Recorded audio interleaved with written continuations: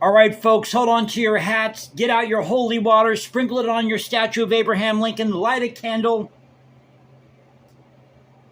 say a prayer to the Republican Party.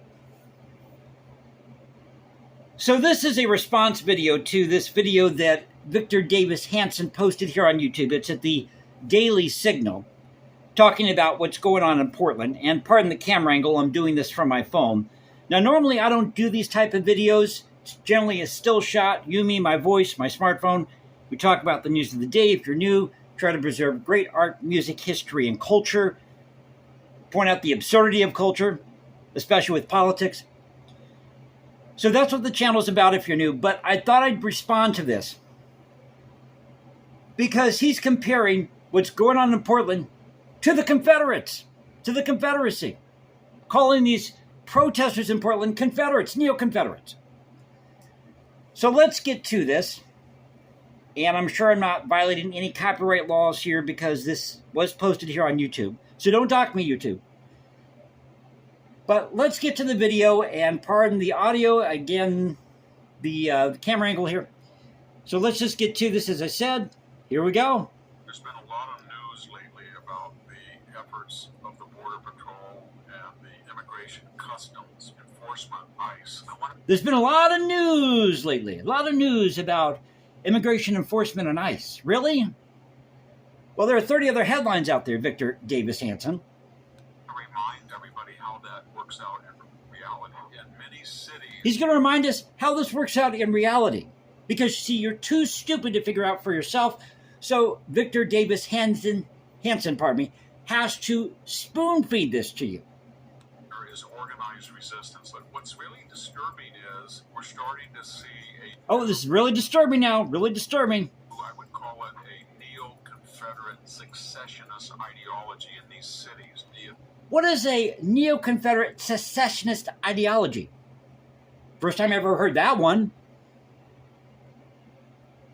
Go look up the definition of secessionist. Officials who run them, the mayors or the police chiefs, believe they are a law unto themselves. Sometimes it's very violent by Antifa, are encouraged by the Democratic Party in California, Governor Gavin Newsom or Governor Pritzker of Chicago. Okay, I'll agree with that. I'll agree with that. These people in Portland or wherever in California have been blocking these ICE facilities. Well, that shouldn't be happening. That's against the law. But there is a solution, Victor Davis Hanson, and that would be to take all these federal offices out of these states and ship them back to D.C. Now, he's saying here they want to nullify all federal laws. Well, I don't think that's really the argument.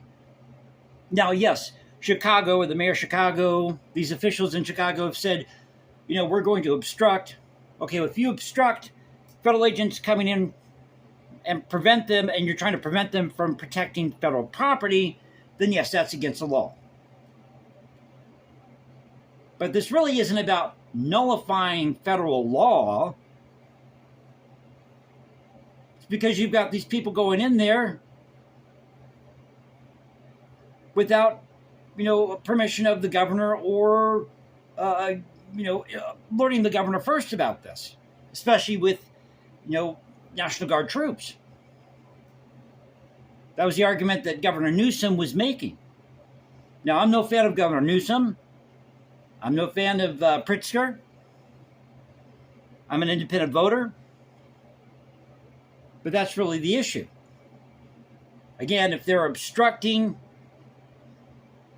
federal agents from coming in and protecting federal property, that's one thing. You can nullify all federal laws. And when we get to that point, we're really on the verge of civil insurrection, just in the way that South Carolina on the eve of the Civil War. So, South Carolina engaged in insurrection? Last time I checked, they seceded in December of 1860, Victor Davis Hanson. They seceded. And they didn't cause the Civil War. The Civil War didn't happen. See, the Civil War didn't happen because South Carolina seceded in December of 1860. The Civil War started at Fort Sumter, April of 1861. That's a 4-month period between the time that South Carolina seceded and the start of the Civil War in April of 1861.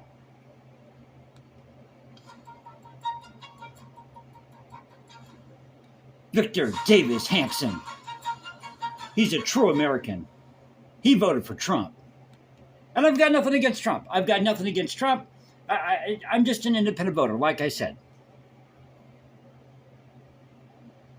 Victor Davis Hanson, in his own words now, a Daily Signal original. Hello, this is Victor Davis Hanson for the Daily Signal. Pardon the audio again. There's been a lot of news lately about the efforts of the Border Patrol and the repeating himself here. So let's just move through the video. Sometimes it's sponsored or encouraged by the Democratic Party. Gavin Newsom. California already said that. To get out in or out of work, or you can't fulfill your duties because there is a siege on of Antifa. Okay, I agree with that. That these protesters in Portland or California or wherever shouldn't be obstructing these federal agents from protecting federal property.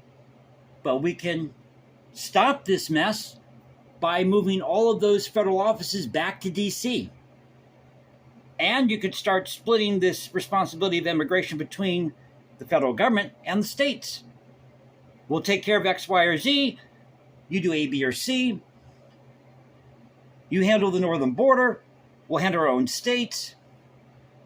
You have the Coast Guard work as immigration along, the Atlantic coast or the Pacific coast, however you want to do it.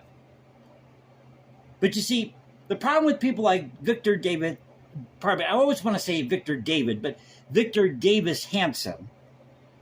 The problem with people like Victor Davis Hanson is they can't get out of their own way. They can't stop thinking in this Republican or Democrat mindset. So they start calling each other neo-Confederate. That surround you, and the Oregon police will not help you. In fact, in a recent demonstration, a reporter was arrested reporting on the inaction of the Oregon police and the violence of the protesters. If you look at a recent suburb in Chicago, doesn't this guy look old, like he needs to retire? Actually did a blockade. They had 10 or so. Okay, again, if they're blockading these federal properties, they should be arrested for that. Punish these governors, whoever who's preventing these federal agents from protecting federal property.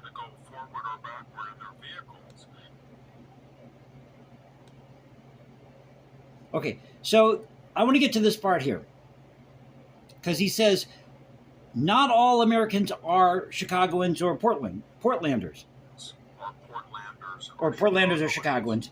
But everybody that's a citizen in Chicago and everybody who is a citizen in Portland. Listen carefully now. He's going to tell you the facts here. And therefore subject to the laws, the federal laws of the government first and foremost. Okay, let's go back to that here for a moment. Everybody who is a citizen in Portland is first and foremost a U.S. citizen. Well, technically no, Victor Davis Hanson, because they are first and foremost under the jurisdiction of where they live. Yes, they're a U.S. citizen. But they have to live by the laws, the bylaws, the ordinances that are in their own community. Now, if they commit a federal crime, then they should be charged with those federal offenses. So we have misdemeanors and felonies. So you're really a citizen of the state that you live in or the city you live in first, and then you're a U.S. citizen after that. I mean, you are a U.S. citizen, but you see what I'm saying here? And therefore subject to the laws, the federal laws of the government first and foremost. No. You're first and foremost, Victor Davis Hanson, subject to the laws in your community. Again, you commit a federal felony, federal crime, then at that point, you would be subject to whatever the criminal punishment is for those federal laws that you have violated. And what these elected officials are doing and what law enforcement is doing at the municipal Notice how his finger's up in the air here. What causes civil war? They are actively encouraging. Oh, wait, let's see this again. And what these elected officials are doing and what law enforcement is doing at the municipal level is no different than what causes civil war. They are actively. But what really caused a civil war, Victor Davis Hanson? I'd like to know. Because again, South Carolina seceded in December of 1860. And their argument was, at the time, slavery was legally recognized under the U.S. Constitution. You had the Fugitive Slave Clause, and a lot of these northern states weren't abiding by that. It was in the Constitution. Southerners were saying, you're going against the Constitution. What you're doing here, and a lot of these northern states were also going against their own state laws, barring people from traveling from the south to these northern cities when their own state laws allow them to stay for a certain amount of months in that state or municipality or what have you, up to 9 months in some cases, as in the case of New York. Actively encouraging resistance and nearly armed resistance, because these officers are law enforcement. When did Southerners? When did they? I'm getting confused here. So when did they resist? They seceded. Lincoln didn't want these states to go. Is what I'm trying to say. He didn't want these states to go. So what did he do? He sent troops down to the south. Sent them down to Fort Sumter, or the ships to Fort Sumter, what have you. He was warned not to do it. And these Southerners at Fort Sumter in Charleston Harbor thought they were being attacked at a time when you didn't have internet or telephones. You had telegraph, newspapers. They've had a couple rail lines, but they didn't have all the amenities and the comforts that we have now. Very different time. Victor Davis Hanson. To federal agents who are trying to dutifully fulfill their constitutional mandates to protect the border and ensure that people who come across do so legally. Okay, so we again could solve this problem immediately by just splitting this responsibility of immigration between the federal government and the states. Problem solved. Not hard to figure out. Again, stuck in this Republican-Democrat mindset. They're just fulfilling the law, federal immigration law, and yet they're being resisted by, I guess you would call it, Neo-Confederates. Neo-Confederates. Going to lead, if it's not stopped now by mayors, governors in these blue jurisdictions, what's on the horizon is not just blockading ICE cars and not just not rendering assistance. As it gets more and more extreme, you will start to see blue mayors and city officials actually use their powers within their jurisdictions to physically stop ICE. And when we get to that point, we're really on the verge of civil insurrection. On the verge of civil insurrection. Well, maybe it's time that blue states and red states go their separate ways. We can still trade with each other. I think these people are just too damn lazy and afraid to do what's the obvious here. This isn't hard to figure out.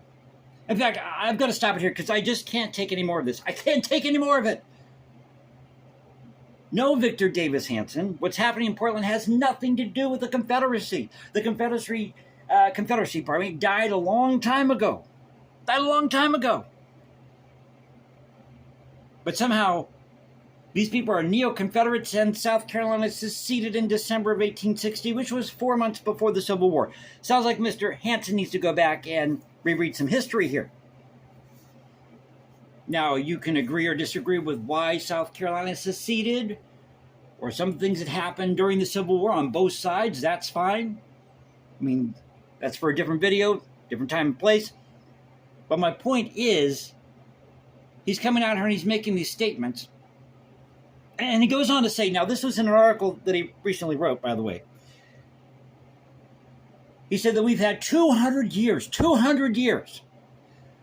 of 200 years of the courts deciding that federal law rules, that's the final say.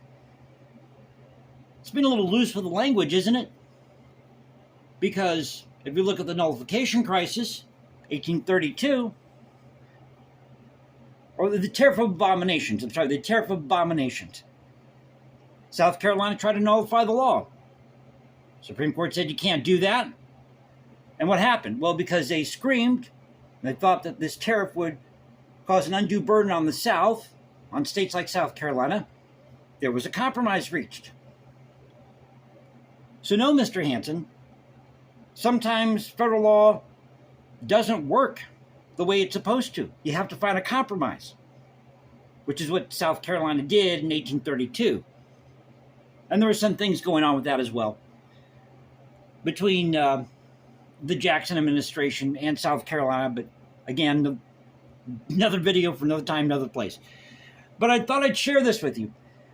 But this isn't helping anything. When you come out and you make these type of blatant statements and try to compare these protesters in Portland or in California to the Confederacy and call them neo-Confederates, it doesn't help one iota. You're not fixing the problem, Victor Davis Hanson. Time for you to retire. Time for you to retire. So I hope you enjoyed the video. If you did, you know what to do. We do these things in one take. It is what it is. You can find me at Instagram, #JasonComposes, because I write music in my spare time. Go to X, Culture Confederacy, at Culture Confed1 on X. Now you can find me at Substack. This is the Culture Confederacy saying peace out. Stay safe, everybody. Keep up the culture. I'll catch you next time. And y'all have a great Thursday night. Take care.